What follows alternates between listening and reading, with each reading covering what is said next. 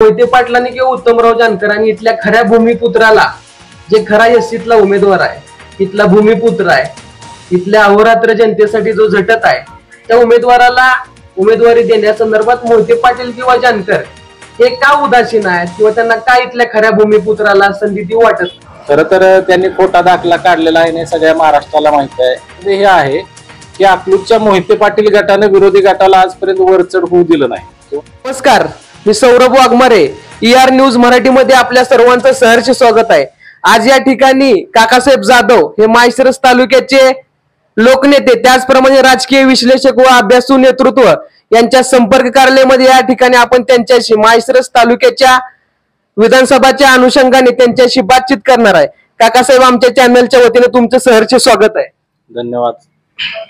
आज या ठिकाणी आपण 254 माळशिरस राखीव मतदारसंघाच्या अनुषंगाने काकासाहेबांची बातचीत करणार आहे. काकासाहेब, मुळात राखीव मतदारसंघाची निर्मिती कशासाठी झाली हे या ठिकाणी आमच्या चॅनलला तुम्ही सांगा. माळशिरस मतदारसंघ राखीव आहे, तसा भारतामध्ये अनेक विधानसभेचे मतदारसंघ राखीव आहेत, लोकसभेचे मतदारसंघ राखीव आहेत. हे राखीव मतदारसंघ आले कसे? तर या राखीव मतदारसंघाच्या अगोदर डॉक्टर बाबासाहेब आंबेडकर यांनी गोलमेज परिषदेमध्ये स्वतंत्र मतदारसंघाची मागणी केलेली होती आणि गोलमेज परिषदेमध्ये इंग्रजांकडून त्या मागण्या मान्य झाल्या होत्या बाबासाहेबांच्या. आणि भारतामध्ये अनुसूचित जातीच्या लोकांना आणि अनुसूचित जमातीच्या लोकांना स्वतंत्र मतदारसंघ देण्याचं इंग्रजांनी मान्य केलेलं होतं. परंतु भारतामध्ये आल्यानंतर जो पुणे करार झाला गांधी आणि बाबासाहेबांमध्ये, त्या पुणे करारामध्ये स्वतंत्र मतदारसंघ रद्द करून संयुक्त मतदारसंघाची निर्मिती करण्यात आली आणि त्या संयुक्त मतदारसंघामध्ये अनुसूचित जातीच्या लोकांसाठी राखीव मतदारसंघ निर्माण करण्यात आले. आणि स्वातंत्र्यानंतर ते पहिल्या निवडणुकीपासून जे स्वतंत्र मतदारसंघ किंवा राखीव मतदारसंघाची निर्मिती झाली, त्याच्यामध्ये 2009 ला आपल्या माळशिरस विधानसभा मतदारसंघाची राखीव म्हणून निवड झाली किंवा इथं आरक्षण पडलं. आणि 2009 पासून 2009, 2014, 2019च्या निवडणुका ह्या या ठिकाणी राखीव कोट्यातून झालेल्या आहेत. काकासाहेब, तुम्ही व्याख्याते सुद्धा आहात. तुम्ही व्याख्यानाच्या माध्यमातून महाराष्ट्रातल्या प्रत्येक जिल्ह्यात, त्याचप्रमाणे देशातल्या वेगवेगळ्या राज्यामध्ये जाऊन तुम्ही बहुजन समाजासाठी काम केलेलं आहे. त्याचप्रमाणे महाराष्ट्रातील किंवा देशातील परिस्थिती तुम्हाला माहितच आहे. त्याचप्रमाणे आपल्या माळशिरस तालुक्याची राजकीय पार्श्वभूमी तुमच्या शब्दात कशी सांगाल?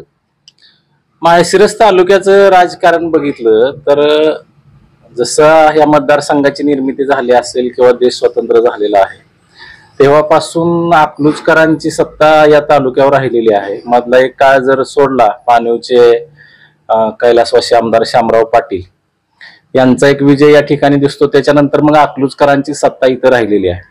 अकलूजकरांच्या विरोधामध्ये, मोहिते पाटलांच्या विरोधामध्ये लढण्याचं काम पाठीमागच्या काळामध्ये शामराव पाटलांच्या नंतर सुभाष अण्णा पाटलांनी केलं. सुभाष अण्णांच्या नंतर पुन्हा उत्तमराव जानकर हे करत आहेत.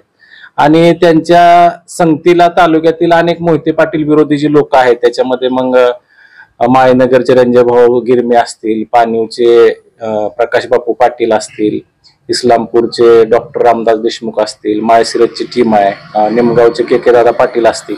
तर अशी बरीच टीम उत्तमराव जानकर यांच्या गटाबरोबर राहिलेली आहे. आणि 9 पासून तर उघड उत्तमराव जानकर गट आणि मोहिते पाटील गट यांच्यामध्ये इथली निवडणुका झालेल्या आहेत, लढाया झालेल्या आहेत. ही जी माळशिरस तालुक्याची पार्श्वभूमी आहे, परंतु आता त्याचं चित्र पूर्ण उलटलेलं आहे. आणि हे चित्र उलटण्याच्या पूर्वीची जी कारणं आहेत त्याच्यामध्ये हे आहे की अकलूजच्या मोहिते पाटील गटाने विरोधी गटाला आजपर्यंत वरचढ होऊ दिलं नाही किंवा निवडणुकामध्ये विजय मिळवता त्यांना आलेलं नाहीये. या लोकांनी खूप प्रयत्न केले पण पराभव झाला.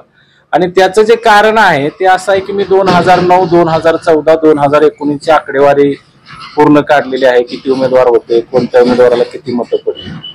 तर मोहिते पाटील गटाच्या विरोधी गट आहे त्यांचा पराभव का झाला याचं ज्यावेळेस माझ्यासारखा माणूस विश्लेषण करतो, चिकित्सा करतो, त्यावेळेस हे निदर्शनास येतं की मोहिते पाटील गटापेक्षा विरोधी गटाला विरोधामध्ये जास्त मतं आहेत, परंतु त्या मताची विभागणी झालेली आहे.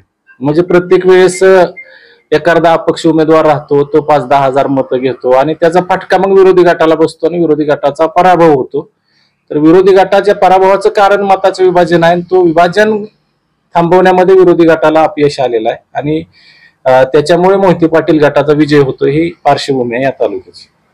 आपला तिसरा प्रश्न तुमच्यासाठी आहे की 2009 ला माळशिरस 254 राखीव मतदारसंघ झाला. त्या अनुषंगाने इथल्या सत्ताधाऱ्यांनी मोहिते पाटलांनी किंवा इथल्या उत्तमराव जानकर जे विरोधक म्हणून मोहिते पाटलांना परिचित आहेत सगळ्या तालुक्याला किंवा जिल्ह्याला, मोहिते पाटलांनी किंवा उत्तमराव जानकरांनी इथल्या खऱ्या भूमिपुत्राला, जे खरा एससीतला उमेदवार आहे, इथला भूमिपुत्र आहे, इथल्या अहोरात्र जनतेसाठी जो झटत आहे, त्या उमेदवाराला उमेदवारी देण्यासंदर्भात मोहिते पाटील किंवा जानकर हे का उदासीन आहेत किंवा त्यांना का इथल्या खऱ्या भूमिपुत्राला संधी देऊ वाटत नाही, याबद्दल तुमचं काय मत आहे? 2009 ची जी निवडणूक झाली, 2009 ची निवडणूक हनुमंतराव डोळस विरुद्ध उत्तमराव जानकर झाली. 2014 ची निवडणूक हनुमंतराव डोळस विरुद्ध अनंत खंडागळे झाली. 2019 ची निवडणूक उत्तमराव जानकर विरुद्ध राम सातपुते अशी झाली. याच्यामध्ये जर बघितलं तर तुमचा जो प्रश्न आहे की अनुसूचित जातीतला भूमिपुत्र, 2009 आणि 2019च्या निवडणुकीमध्ये एका गटाकडून उत्तमराव जानकर हे उमेदवार राहिलेले आहेत, परंतु ते अनुसूचित जातीतले नाहीत असं मत आहे. खरं तर त्यांनी खोटा दाखला काढलेला आहे, सगळ्या महाराष्ट्राला माहित आहे, माळशिरस तालुक्यातील सगळ्या मतदाराला, जनतेला माहित आहे की ते खाटीक नसून ते धनगर जातीचे आहेत, परंतु त्यांनी खाटीक जातीचा दाखला काढलेला आहे. अनेक वेळा त्याच्यामध्ये कायदेशीर लढाया झालेल्या आहेत. 2014ला ऐनवेळी शेवटच्या दिवशी म्हणजे छाननीच्या शेवटच्या दिवशी संध्याकाळी 8 वाजता इथल्या निवडणूक निर्णय अधिकाऱ्यांनी निकाल दिला आणि त्यांचा अर्ज त्यांनी बाद ठरवला. 2019ला पुन्हा काही त्यांनी राजकीय शक्तीचा वापर करून पुन्हा तो दाखला प्रमाणित केला आणि ते निवडणुकीमध्ये उतरले. मग त्यांच्या गटातून दुसऱ्याला उमेदवारी देण्याचा विषयच आला नाही 2019ला आणि 2009ला. 14ला दाखला बाद झाल्यानंतर त्यांनी अनंत खंडागळे नावाच्या व्यक्तीला त्यांनी उमेदवारी दिली. परंतु आपण जर पाहिलं तर त्यांच्यावरती एक आरोप होतो की अनंत खंडागळे हे स्थानिक नव्हते, अनुसूचित जातीचे होते परंतु स्थानिक नव्हते. का तर ते पुण्यामध्ये नोकरी करतात आणि तिकडेच ते स्थायिक झालेले आहेत. मोहिते पाटील गटाच्याकडून 2019ला 2009ला हनुमंतराव डोळस, 2014ला हनुमंतराव डोळस आणि 2019ला ते भारतीय जनता पार्टीमध्ये गेले आणि भारतीय जनता पार्टीनं त्यांना आमदार राम सातपुते उमेदवार दिले आणि त्यांनी त्यांचं काम करून त्यांना निवडून आणलं. राम सातपुते बीडचे आहेत. याच्यामध्ये दोन्ही गटाचा जर विचार केला तर यांनी स्थानिक आणि खऱ्या अनुसूचित जातीच्या उमेदवारांना उमेदवारी दिली नाही, हा तुमचा प्रश्न आहे. हे बरोबर आहे. त्याचे एक कारण आहे, निवडणुका करायच्या, राजकारण करायचं म्हणजे आर्थिक परिस्थिती मजबूत लागते. अनुसूचित जातीतले जे स्थानिक उमेदवार आहेत मग हे 10 कोट 20 कोट 50 कोट खर्चू शकतात का? मग यांना तिकीट देण्यासाठी, निवडून आणण्यासाठी पार्ट्यांना पैसे द्यायचं, यांच्या गटांना पैसे द्यायचं आणि परत निवडणुकीचा खर्च वेगळा करायचा. प्रामुख्याने ह्या गोष्टी समोर येतात.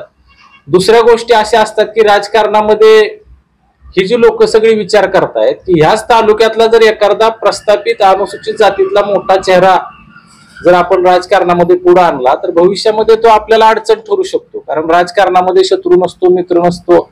आणि जर अनुसूचित जातीतलाच एखादा चेहरा आपण जर मोठा केला आणि जर आरक्षण संपलं, उद्या तो चेहरा पुन्हा खुल्या जागेवरती, ओपनच्या जागेवरती लढायला लागला किंवा त्यांनी ताकद निर्माण करून दुसरा एखादा ओपनचा उमेदवार तयार करून जर या ठिकाणी लढवला तर या लोकांचं राजकीय अस्तित्व धोक्यात येणार आहे. मग ते जानकर गट असेल किंवा मोहिते पाटील गट असेल.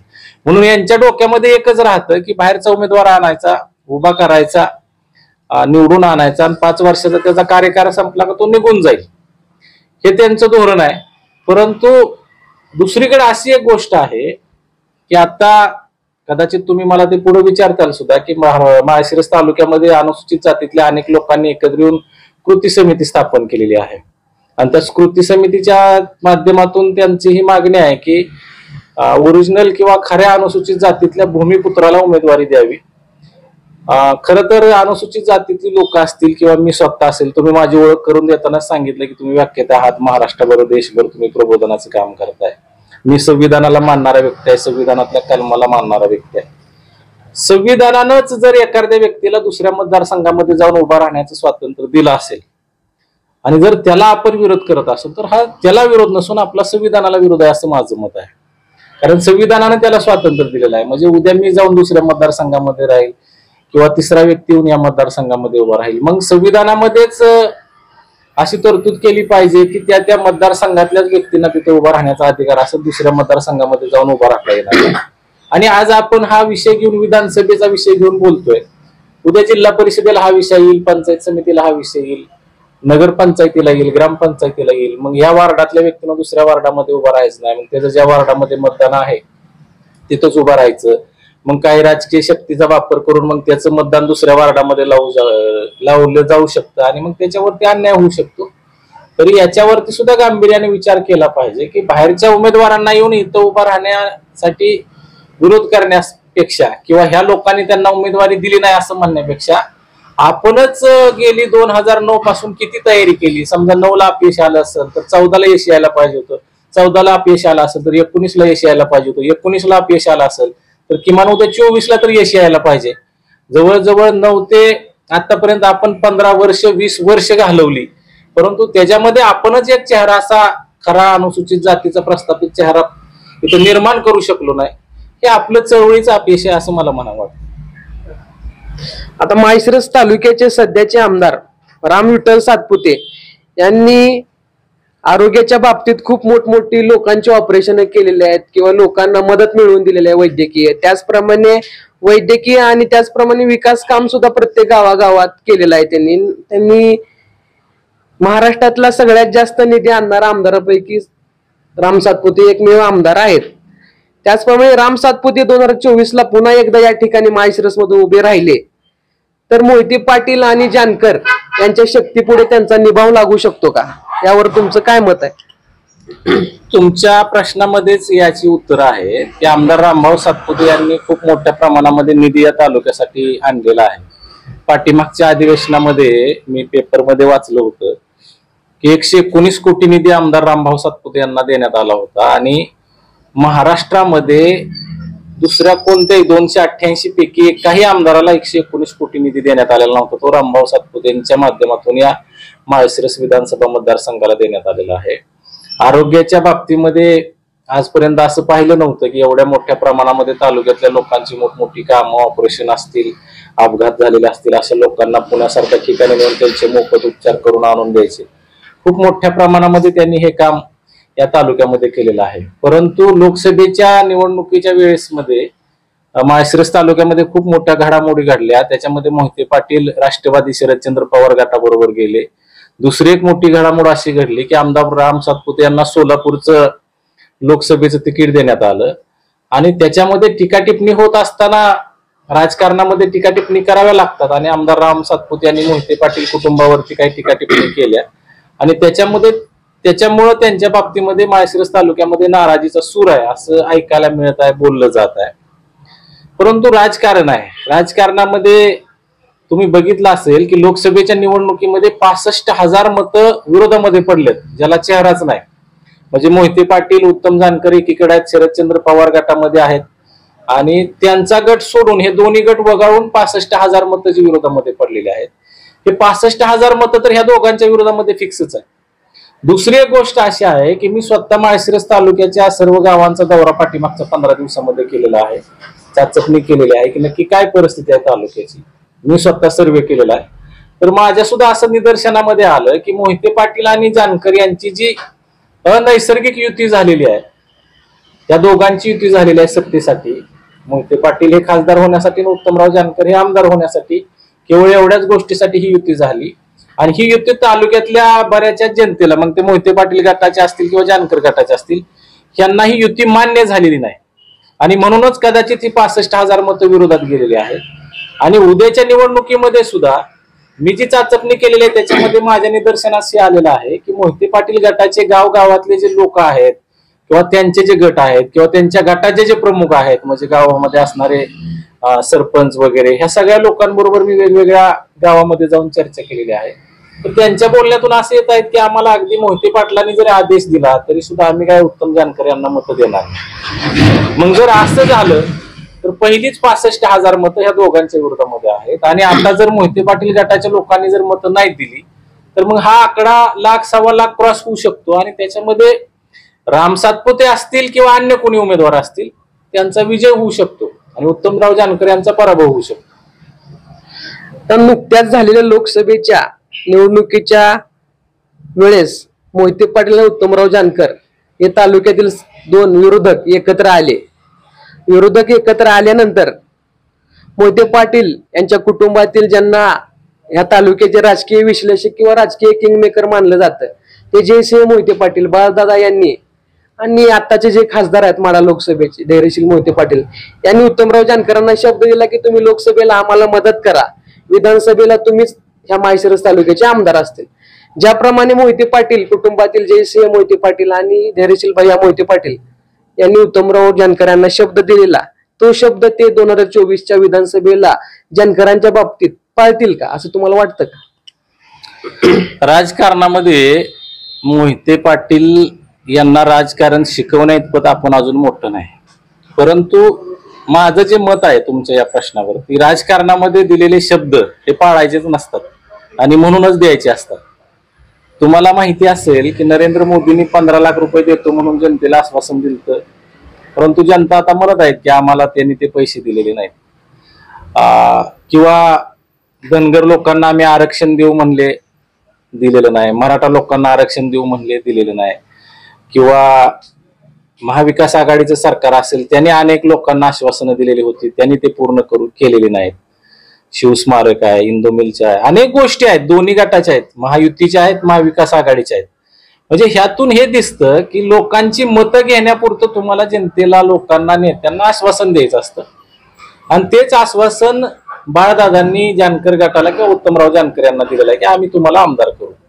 पण माझं याच्यावरती जे विश्लेषण आहे ते असं आहे की समजा उद्या जर मोहिते पाटील गटाने उत्तमराव जानकर यांना आमदार केलं राखीव जागेवरती आणि इथलं आरक्षण संपलं, आरक्षण संपल्यानंतर काय होईल तर पुन्हा खुल्या जागेवरती निवडणुका लागतील आणि खुल्या जागेवरती निवडणुका लागल्यावरती पुन्हा मोहिते पाटील घरातलाच एखादा उमेदवार असेल आणि विरोधी गटामध्ये मग उत्तमराव जानकर हेच उमेदवार असतील. परंतु ह्या मधल्या 5 वर्षाच्या काळामध्ये काय होईल तर उत्तमराव जानकर जर आमदार झाले, योगायोगानं महाविकास आघाडीचं सरकार बनलं, कदाचित त्यांना शरद पवारांनी, जयंतराव पाटलांनी भविष्यामध्ये संधी दिली राज्यामध्ये काम करण्याची, जर ह्या गोष्टी झाल्या तर उत्तमराव जानकर यांची ताकद वाढेल आणि ती इतकी वाढेल की ते भविष्यामध्ये विधानसभेला मोहिते पाटील गटाच्या उमेदवाराचा किंवा मोहिते पाटील परिवारातल्याच एखाद्या उमेदवाराचा पराभव करतील. हे मोहिते पाटलांना समजतं, हे आपण सांगण्या इतपत आपण मोठं नाही, परंतु याची जाण मोहिते पाटील परिवाराला आहे, याची जाण अगदी बाळदादांना सुद्धा आहे. त्याच्यामुळं त्यांच्या सुद्धा डोक्यामध्ये हेच आहे की इथं जर एखादा उमेदवार निवडून आला तर तो अनुसूचित जातीतला असावा की जेणेकरून तो भविष्यामध्ये आपल्याला खुल्या जागेवरती अडचण निर्माण करू शकणार नाही. आणि राजकारणाचा जो प्रमुख नियम असतो तो असतो की आपल्या विरोधकाची, आपल्या शत्रूची ताकद वाढवायची नसते. आता उत्तमराव जानकर यांना किती राजकारण समजतंय हे मी सांगू शकत नाही, परंतु कालच्या लोकसभेच्या निवडणुकीमध्ये त्यांनी त्यांच्या जीवनातली सर्वात मोठी चूक केली की त्यांनी त्यांच्या शत्रूची ताकद वाढवली. म्हणजे त्याच्या अगोदर जर तुम्ही अभ्यास केला तर मोहिते पाटील परिवाराचं राजकारण खूप खाली आलेलं होतं. आम्ही अनेक गोष्टी बघायचो, अनेक सभा असायच्या, कार्यक्रम असायचे, त्याच्यामध्ये रणजित दादा असतील, धैर्यशील भैया मोहिते पाटील असतील किंवा अजून कोण लोक असतील, हे पाठीमागच्या ह्याच्यामध्ये असायचे आणि ह्याच्यावरती लोक विचार करायचे की आता काय होणार. परंतु उत्तमराव जानकर यांनी त्यांना ताकद दिली, म्हणजे त्यांनी त्यांच्या विरोधकाला ताकद दिली, त्यांची शक्ती दुप्पट झाली आणि त्या आता दुप्पट शक्तीचा वापर करून ते मोहिते पाटील आता उत्तमराव जानकरांना अडवतील आणि अडवणारच, हेच राजकारण आहे. त्यांनी उत्तमराव जानकरांनी मोहिते पाटलांची ताकद दुप्पट केलेली आहे, परंतु मोहिते पाटील उत्तमराव जानकरांची ताकद कधीच वाढवणार नाही.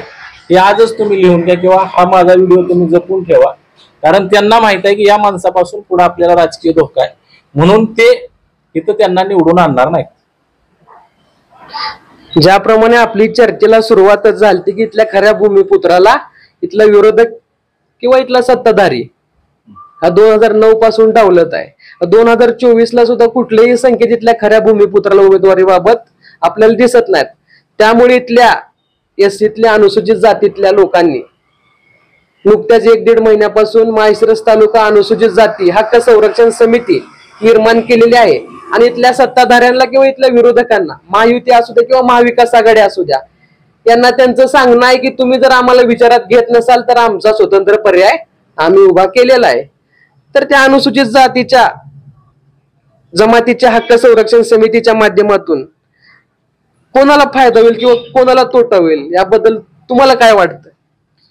मला पहिल्यांदा याबाबत असं म्हणायचं आहे, अनुसूचित जाती हक्क संरक्षण समिती जी स्थापन केलेली आहे त्याबद्दल मला त्या लोकांचं अभिनंदनच करायचं आहे की तुम्ही आता तरी उशिरा का होणार पण शहाणं झालेला आहे. मी पाठीमागच्या 10 वर्षापासून जसं मला राजकारण कळतंय, समाजकारण कळतंय, आरक्षण कळतंय, तेव्हापासून मी तालुक्यातल्या अनेक लोकांना, आंबेडकरी चळवळीतल्या अनेक लोकांना असं म्हणत होतो की आपण सगळे एकत्र येऊया, आपण किमान एकदा तरी इथून एखादा खरा आपल्या फुले शाहू आंबेडकरांच्या विचाराचा चेहरा आपण इथल्या विधानसभेमध्ये पाठवूया. बाबासाहेब आंबेडकरांनी एवढा मोठा त्याग बलिदान केलं, आपल्या मुलांचा बळी दिला आणि त्याच्यानंतर हे आरक्षण मिळलं. जर इथून कायमच अशी लोक निवडून गेली की ज्यांच्या विचाराला, चळवळीला त्यांचा काही संबंध नाही, तर भविष्यामध्ये म्हणजे किंवा बाबासाहेबांना सुद्धा हे पचणार नाही. जर बाबासाहेब सुद्धा आज आपल्याला कुठून बघत असतील तर बाबासाहेब म्हणतील, अरे मी किती मोठं त्याग बलिदान देऊन, माझ्या लेकरांचा बळी देऊन ह्या गोष्टी या लोकांसाठी दिल्या होत्या, पण ह्या लोकांनी काहीच केलं नाही. हे मी वारंवार सांगत होतो. परंतु तसं न करता ह्या लोकांनी नेहमीच कधी मोहिते पाटलांचं वजं उचल, कधी उत्तमराव जानकरांचं वजं उचल हे करण्याचं काम केलं. आणि आता शेवटच्या क्षणी मग कृती समिती स्थापन केलेली आहे, एकत्र आलेले आहेत, ही चांगलीच गोष्ट आहे. परंतु आता काय होईल, तुमचा प्रश्न आहे की फायदा कोणाचा होईल आणि तोटा कोणाचा होईल. पहिलं मला असं वाटतं की माझ्या बाबतीमध्ये सुद्धा या तालुक्यामध्ये अनेक चर्चा सुरू आहेत की काकांनी भूमिका बदललेली आहे, काका नक्की काय करणार आहे. मी बाबासाहेबांना, फुले शाहू आंबेडकरांच्या विचारांना मानणारा व्यक्ती आहे. बाबासाहेब आंबेडकरांनी दिलेलं आरक्षण जर कोणी चोरत असेल, खोटा दाखला काढून बाबासाहेबांच्या आरक्षित जागेवरती कोण कब्जा करण्याचा प्रयत्न करत असेल, तर मी त्या व्यक्तीचा पराभव करण्यासाठी जीवाची बाजी लावेन. बाबासाहेब म्हणले होते, माझं अपूर्ण राहिलेलं काम पूर्ण करण्यासाठी प्राणाची बाजी लावा. बाबासाहेबांनी काम पूर्ण केलं, परंतु त्या केलेल्या कामावरती कोणतरी डोम कावळा लपून बसलेला आहे. त्या डोम कावळ्याला पराभूत करण्याचा मी सुद्धा विडा उचललेला आहे. आणि त्याच्यासाठी मला जर माझी काय भूमिका बदलावी लागली, माझे काय निर्णय बदलावे लागले, मला माझ्या विचाराच्या विरोधामध्ये निर्णय घेऊन काम करावं लागलं, तरी सुद्धा मी 100% ते करणार आहे. परंतु मी शेवटच्या क्षणापर्यंत बाबासाहेबांचं आरक्षण चोरून, खऱ्या इथल्या अनुसूचित जातीच्या व्यक्तीचं प्रतिनिधित्व चोरून जर कोण प्रयत्न करत असेल तिथं बसण्याचा, तर त्याचा पराभव करण्यासाठी प्रयत्न करणार आहे. मला वाटतं जी कृती समिती स्थापन झालेली आहे त्या कृती समितीच्या मनामध्ये सुद्धा हेच आहे की जात चोर व्यक्तीचा पराभव झाला पाहिजे आणि त्याच्यासाठी ते कोणत्याही स्तराला जायला तयार आहेत. तर सर्वांनी मिळून हेच काम केलं पाहिजे की आपला हक्क जो व्यक्ती चोरून घेत आहे त्या व्यक्तीचा पराभव करण्यासाठी आपण सगळ्यांनी प्रयत्न केला पाहिजे. आणि जर कृती समिती स्वतंत्रच लढली तरी त्याचा सुद्धा हाच फायदा होणार आहे की कृती समितीमध्ये जास्त करून आंबेडकरी विचाराची लोक आहेत. आंबेडकरी विचाराचे लोक पुरोगामी लोक असतात आणि हे पुरोगामी लोक हिंदुत्ववादी पार्ट्यांना, पक्षांना मतं देत नाहीत किंवा भारतीय जनता पार्टीला किंवा कमळाला मतं देत नाहीत, तर ते त्यांच्या विरोधामध्ये मतं देतात. त्यांच्या विरोधामध्ये मतं देतात म्हणजे ती मतं जर हे एकत्र राहिले तर महाविकास आघाडीच्या उमेदवारालाच जाणार आहेत. परंतु ते जर स्वतंत्र लढले तर ती मतं, महाविकास आघाडीची मतं कमी होणार आहेत आणि ती मतं वेगळीकडे जाणार आहेत. त्याच्यामुळे त्याचा फायदा हा महायुतीच्या उमेदवाराला होईल. उत्तमराव जानकर यांनी खोटा जातीचा दाखला काढलाय. माळशिरस तालुक्यासह सोलापूर जिल्ह्याला, त्याचप्रमाणे पूर्ण महाराष्ट्राला माहित आहे. त्याचा न्यायालयीन खटला सुद्धा सुरू आहे. जरी त्यांना, उत्तमराव जानकरांना उमेदवारी मिळाली तर अनुसूचित जातीतील माळशिरस तालुक्यातील लोक किंवा मोहिते पाटील कुटुंबातील जे कार्यकर्ते आहेत अनुसूचित जातीतले, किंवा उत्तमराव जानकरांसोबत जे अनुसूचित जातीतले कार्यकर्ते आहेत, ते उत्तमराव जानकरांना मतदान करतील का? विषय हा उत्तमराव जानकरांपुरता मर्यादित नाही. उत्तमराव जानकरचं तिकीट कोण फायनल करतंय याच्यावरती ते अवलंबून आहे. फलटण असेल, मिरज असेल, मोहोळ असेल, माळशिरस असेल, ज्या ज्या ठिकाणी आरक्षण पडलेलं आहे त्या त्या ठिकाणी असे बरेच प्रकार घडत आहेत की ओरिजिनल फुले शाहू आंबेडकरांच्या विचाराच्या माणसाला बाजूला सारलं जाते आणि दुसऱ्या कोणाला तरी उमेदवारी दिली जाते. मला असं वाटतं की अगदी जर हे माळशिरसची जागा राष्ट्रवादी शरदचंद्र पवार पक्षाला सुटली तर इथली उमेदवारी कोण फायनल करणार? तर राष्ट्रवादी शरदचंद्र पवार पक्षाचे राज्याचे प्रमुख असतील किंवा पवार साहेब असतील, हे दोन व्यक्ती करतील.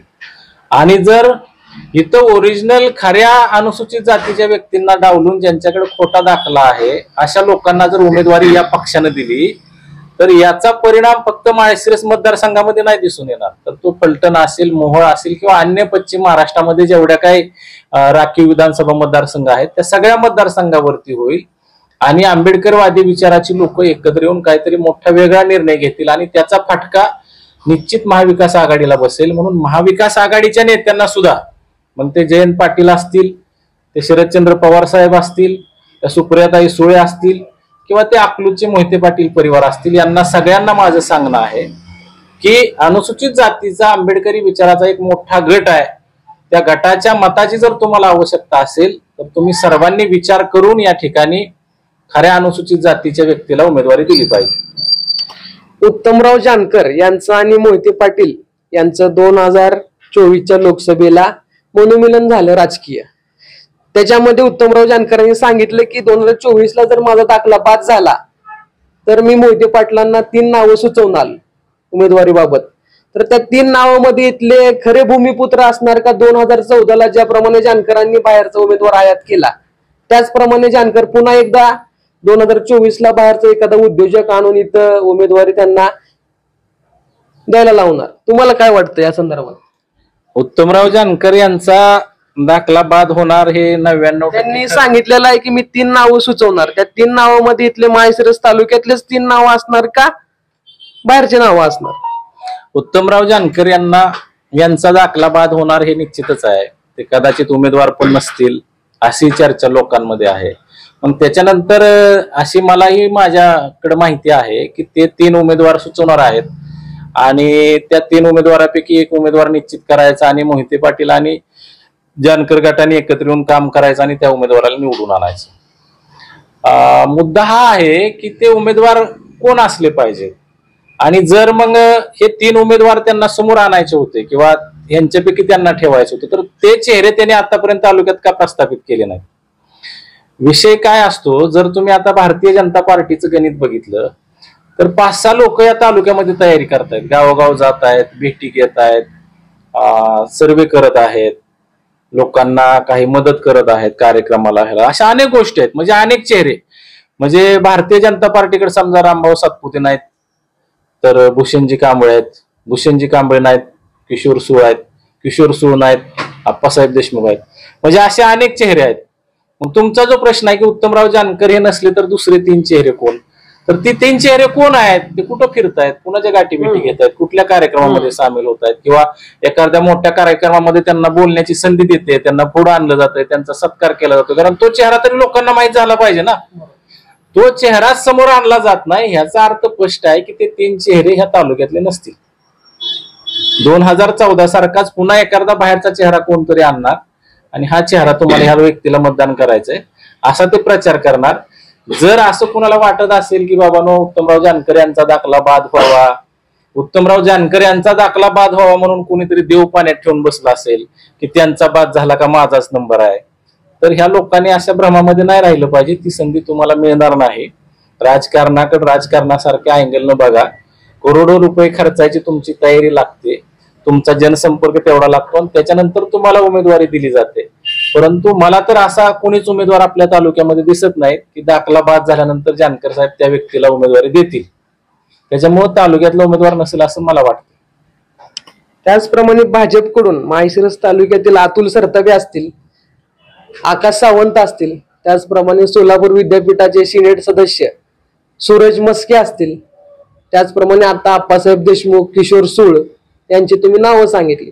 त्याचप्रमाणे जे शिवाजीराव कांबळे होते, 2 टर्म ते खासदार म्हणून लोकसभेमध्ये गेले होते, त्यांचे सुपुत्र सुद्धा माळशिरस तालुक्यामध्ये गेले 4-5 महिने झाले फिरत आहेत, भूषण कांबळे. तर या सगळ्यांमध्ये भूषण कांबळे हे रोज लोकांमध्ये फिरत आहेत, त्यांना उमेदवारी मिळू शकते का? ज्याप्रमाणे रामभाऊ सातपुते अचानकपणे या तालुक्यामध्ये एंट्री मारली त्यांनी, आणि ते सुद्धा असंच फिरायचे, कुणाचे वाढदिवस असतील, कुणाचे घरगुती कार्यक्रम असतील, कुणाचं दवाखान्याचं काम असेल, त्याचप्रमाणे भूषण कांबळे सुद्धा तालुक्यामध्ये राम सातपुतेंप्रमाणेच लोकांच्या गाठीभेटी घेत आहेत. त्यांच्या उमेदवारीबद्दल तुम्हाला काय वाटतं? त्यांचं फिक्स होऊ शकतं का उमेदवारी भाजपकडून? त्यांची उमेदवारी फायनल होऊ शकते. त्याचे कारण असं आहे की आताचे जे विद्यमान आमदार आहेत रामभाऊ सातपुते, यांना भारतीय जनता पार्टीनं लोकसभेला सोलापूरला पाठवलं. सोलापूरमध्ये त्यांचा पराभव झाला आणि त्याच्यानंतर राष्ट्रीय स्तरावरती भाजपा संघटनामध्ये ज्या ज्या गोष्टी घडत आहेत तर त्यांच्यावरती देशाची भारतीय जनता पार्टी युवा मोर्चाचे ते देशाचे उपाध्यक्ष म्हणून काम पाहतायत असं दिसतंय. दुसरी गोष्ट, पाठीमागच्या 1 महिन्याभरापूर्वी त्यांना महाराष्ट्र राज्याच्या भारतीय जनता पार्टीच्या अनुसूचित जाती सेलचं प्रभारी म्हणून त्यांना नियुक्त केलेलं आहे. ह्याचा अर्थ त्यांच्यावरती राज्याची जबाबदारी दिलेली आहे आणि त्या पार्टीला किंवा संघटनेला त्यांच्या असं वाटत असावं की त्यांनी राज्यभर काम केलं पाहिजे. राज्यभर काम ज्या व्यक्तीकडून करून घ्यायचं असतं त्या व्यक्तीला एका मतदारसंघामध्ये किंवा एका भागामध्ये बंदिस्त करून ठेवायचं नसतं. त्याच्यामुळे त्यांनी कदाचित आमदार साहेबांना मोकळीक दिलेली असावी आणि ते महाराष्ट्रभर कदाचित फिरत असतील. त्याच्यामुळं दुसरा चेहरा इथं प्रस्थापित केला पाहिजे हा विचार त्यांच्या संघटनेकडे, त्यांच्या पक्षाकडे आलेला असावा आणि त्या माध्यमातून त्यांनी उस्मानाबाद येथून 2 टर्मला जे खासदार राहिले शिवाजी कांबळे साहेब, त्यांचे सुपुत्र भूषण कांबळे यांना पाठीमागच्या 4-5 महिन्यापासून या ठिकाणी तयारी करायला लावलेलं दिसतंय आणि त्यांनी अनेक गावामध्ये गाठीभेटी केलेल्या आहेत, गाव दौरे केलेले आहेत, त्यांचे सुद्धा सर्वे सुरू आहेत, अनेक कार्यक्रमामध्ये ते जात आहेत. पाठीमागं आम्ही बघितलं की अण्णाभाऊ साठेंच्या जयंतीमध्ये ते आम्हाला अनेक कार्यक्रमामध्ये दिसले, उमाजीराजेंच्या जयंतीमध्ये अनेक कार्यक्रमामध्ये दिसले. यावरून असं स्पष्ट चित्र दिसतंय की त्यांची उमेदवारी निश्चित होईल आणि त्यांची उमेदवारी निश्चित झाली तरी सुद्धा आणि इकडून जर उत्तमराव जानकरांची झाली तर तगडी फाईट होईल आणि त्याच्यामध्ये सध्या राज्य शासनाच्या वेगवेगळ्या योजनांची जी क्रेज समाजामध्ये निर्माण झाली आहे त्यामधून भूषण कांबळे विजयी सुद्धा होऊ शकतो. आपला शेवटचा प्रश्न तुमच्यासाठी आहे. माळशिरस तालुक्याची ही सर्व राजकीय परिस्थिती तुम्हाला परिचित असताना या 2024च्या विधानसभेला तुमची भूमिका काय असणार आहे? तुम्ही कोणाला मतदान करणार, पाडण्यासाठी किंवा कोणाला निवडून आणण्यासाठी? मी मगाशीच तुम्हाला ह्या प्रश्नाचं उत्तर दिलेलं आहे की मी बाबासाहेबांच्या फुले शाहू आंबेडकरांच्या विचाराचा माणूस आहे. फुले शाहू आंबेडकरांच्या आंदोलनानंतर बाबासाहेबांचं आंदोलन उभा राहिलं आणि बाबासाहेबांच्या आंदोलनानंतर इथं राजकीय आरक्षण आलं. त्या माध्यमातून माळशिरसची विधानसभा राखीव झाली आणि राखीव जागेवरती बाबासाहेबांच्या विचाराचा एखादा चांगला माणूस, फुले शाहू आंबेडकरांच्या विचाराचा एखादा चांगला माणूस विधानसभेमध्ये निवडून जावा हे अपेक्षित होतं. परंतु हे अपेक्षित असताना इथं खोटा दाखला काढण्यात आला आणि पुरोगामी विचाराचा बुरखा पांघरून, खरं तर त्यांनी पाठीमाग लोकसभेच्या निवडणुकीच्या वेळेस सांगितलं होतं की माझ्या पिढ्यानं पिढ्या भाजप बरोबर गेलेल्या आहेत, माझा डीएनएच भाजपाचा आहे. हे सगळं असताना त्यांनी खोटा दाखला काढून इकडे पुरोगामी विचारांच्या पक्षामध्ये उडी मारून इथं ते दावा सांगत आहेत. परंतु मी फुले शाहू आंबेडकरांच्या विचाराचा पाईक असल्यामुळं आणि त्यांच्या आंदोलनाचं काम करत असल्यामुळं मी असं ठरवलेलं आहे की जो कोणी त्या आरक्षणावरती आरक्षण चोरण्याचा प्रयत्न करेल किंवा अनुसूचित जातीचा नसताना खोटा दाखला काढून त्या ठिकाणी निवडणूक लढवण्याचा प्रयत्न करेल तर त्यांचा पराभव करण्यासाठी जे काम मला करावं लागेल ते काम करण्याचा मी निर्णय घेतलेला आहे आणि मी त्यांचा पराभव करण्यासाठीच काम करणार आहे. त्याच्यासाठी मला कदाचित माझ्या अगदी विचाराबरोबर जरी तडजोड करावी लागली तरी सुद्धा मी करणार आहे, कारण बाबासाहेबांच्या लेकरांचं बलिदान मला समोर दिसत आहे, बाबासाहेबांचा संघर्ष बरोबर दिसत आहे आणि त्याच्यासाठी हे बाबासाहेबांच्या विचाराशी धोका करणाऱ्या माणसाला पराभूत करण्यासाठी कांशीराम साहेबांना सांगितल्याप्रमाणे राजकारणाच्या ठिकाणी राजकारण म्हणून कधी कधी एका राक्षसाचा पराभव करण्यासाठी दुसऱ्या राक्षसाची मदत घ्यावी लागते किंवा मदत करावी लागते. त्या अनुषंगाने मी काम करणार आहे. धन्यवाद. कॅमेरामन दिलीप बोडरेसह मी सौरभ वाघमारे.